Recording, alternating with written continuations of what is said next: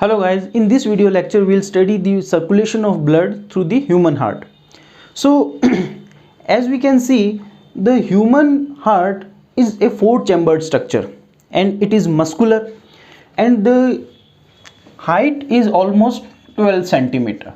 It means the length of the human heart is almost 12 centimeter, and the weight is almost 250 gram to 300 gram.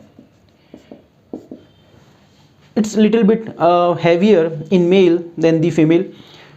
So this is the internal structure of human heart, and there are lots of artery and veins which carries the blood to the heart and away from the heart.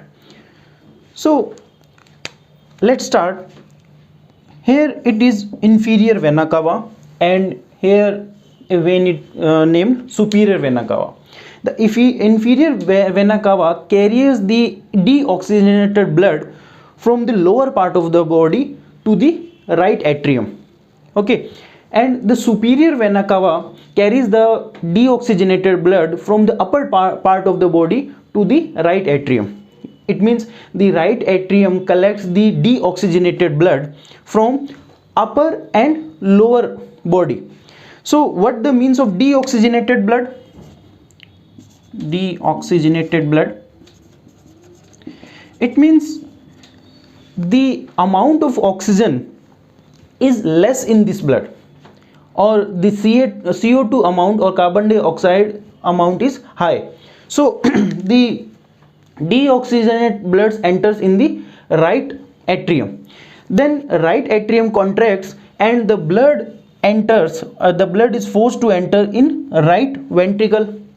Okay, there is a wall between right atrium and right ventricle, and it is named tricuspid wall.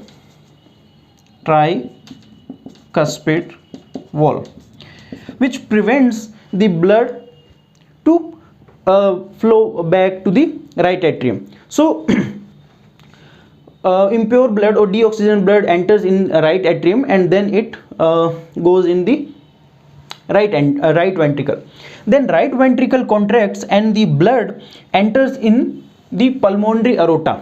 It means it is a artery which carries the blood to the lungs. Okay, so when right ventricle contracts, the blood enters in the pulmonary aorta, and then pulmonary aorta bifurcate in two parts. One is left pulmonary artery and one is right pulmonary artery, and these pulmonary arteries carries the blood into the lungs.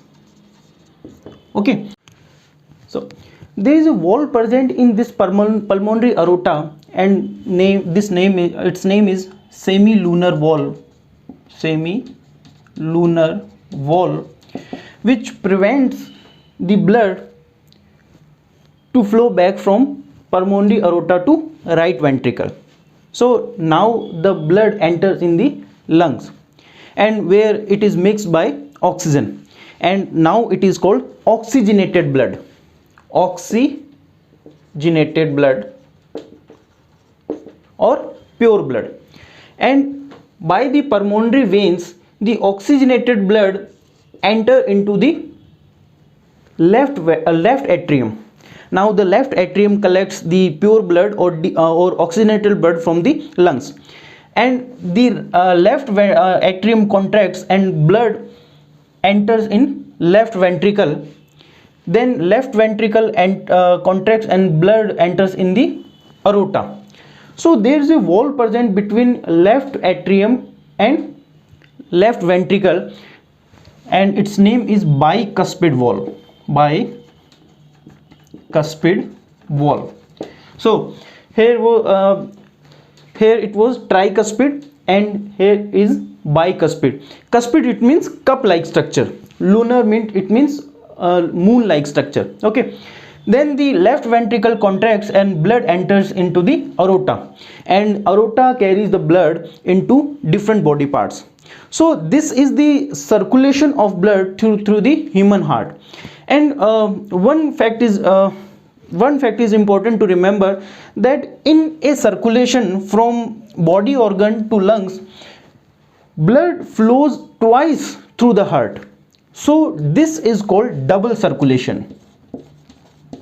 Double circulation. And in this double circulation, the pure and impure blood, pure blood, it means which has oxygen amount, the oxygen amount is high in this pure or oxygenated blood, and impure or deoxygenated blood, it means the oxygen content is low. They are completely separated by a thick wall named interauriculoventricular septum. Auriculoventricular septum. So this is the circulation of blood from the human heart.